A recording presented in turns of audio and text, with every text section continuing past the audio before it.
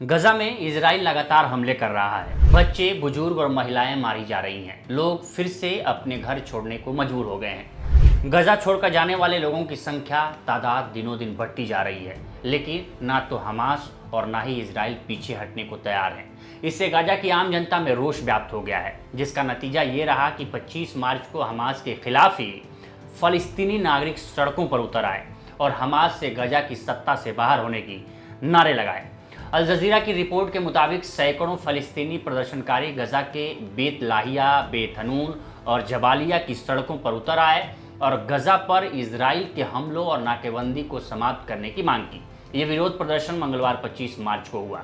वफा समाचार एजेंसी के मुताबिक प्रदर्शनकारी तख्तियां पकड़ रखे थे जिन पर लिखा था, हम मरने से इनकार करते हैं, हमारे बच्चों का खून सस्ता नहीं है और युद्ध बंद करो।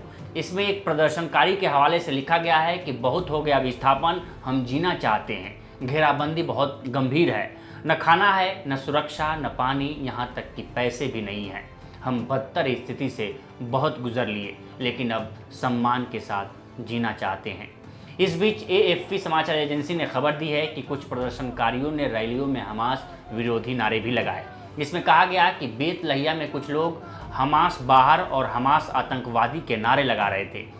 एक प्रदर्शनकारी ने अपना पूरा नाम नहीं बताते हुए एजेंसी को बताया कि लोग थक चुके हैं। उसने सवाल किया कि अगर गजा में हमास का सत्ता छोड़ना समाधान है तो हमास लोगों की रक्षा के लिए सत्ता क्यों नहीं छोड़ देता।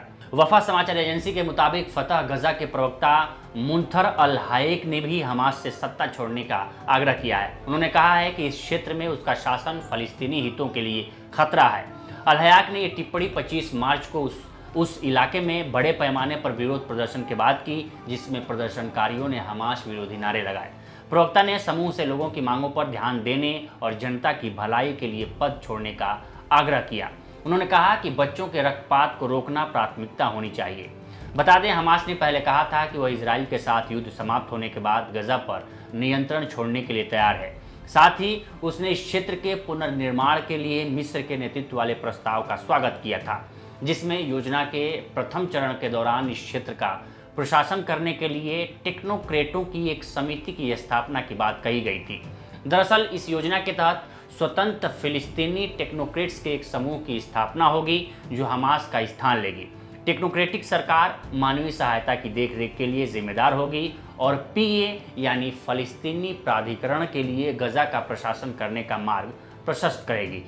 साथ ही सुरक्षा के मोर्चे पर मिस्र और जॉर्डन दोनों ने फलस्तीनी पुलिस अधिकारियों को प्रशिक्षित करने और उन्हें गजा में तैनात करने का वादा किया है।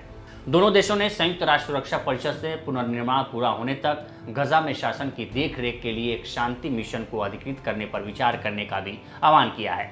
गजा के पुनर्निर्माण के लिए मिस्र $53 बिलियन की मांग कर रहा है। यह धनराशि 3 चरणों में वितरित की जाएगी।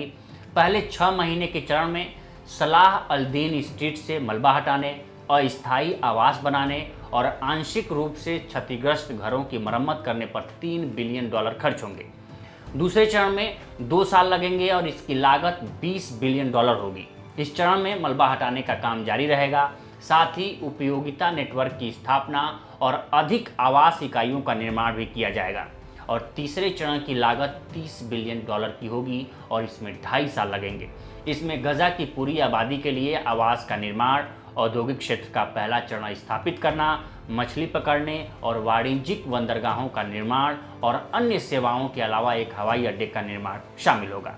योजना के अनुसार धनराशि संयुक्त राष्ट्र और अंतर्राष्ट्रीय वित्तीय संगठनों के साथ साथ विदेशी और निजी क्षेत्र के निवेश सहित विभिन्न अंतर्राष्ट्रीय स्रोतों से प्राप्त की जाएगी।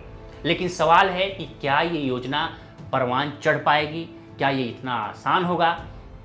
इस पर जानकारों का मानना है कि अभी भी कई ऐसे कारक हैं जो इस योजना को लागू करने में बाधा बनेंगे। सबसे महत्वपूर्ण बात यह है कि क्या हमास, इजराइल या अमेरिका इस पर सहमत होंगे।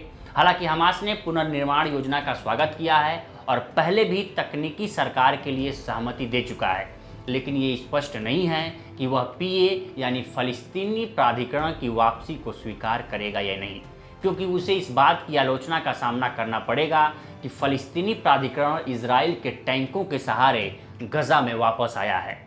लेकिन इस लड़ाई में गजा के लोग पिस रहे हैं। संयुक्त राष्ट्र की मानवीय एजेंसी OCHA का दावा है कि इजराइल की ओर से 18 मार्च को गजा पर दोबारा युद्ध शुरू करने के बाद से 1,42,000 से अधिक फलस्तीनियों को जबरन विस्थापित होना पड़ा है।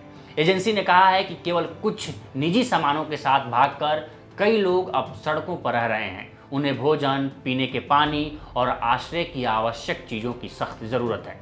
विस्थापन मुख्य रूप से इजराइल के विस्थापन आदेशों के साथ साथ घरों और सार्वजनिक बुनियादी ढांचे के विनाश के कारण भी हो रहा है।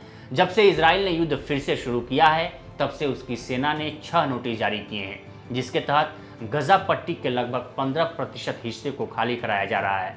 ऐसे में ये सवाल है कि क्या अपने ही लोगों की अपील पर हमास हथियार डालेगा या ऐसे ही इजराइल की गोलियों से फलस्तीनी छलनी होते रहेंगे। फिलहाल इस वीडियो में इतना ही। बाकी देश दुनिया की तमाम खबरों के लिए बने रहे लोकमत हिंदी के साथ। नमस्कार।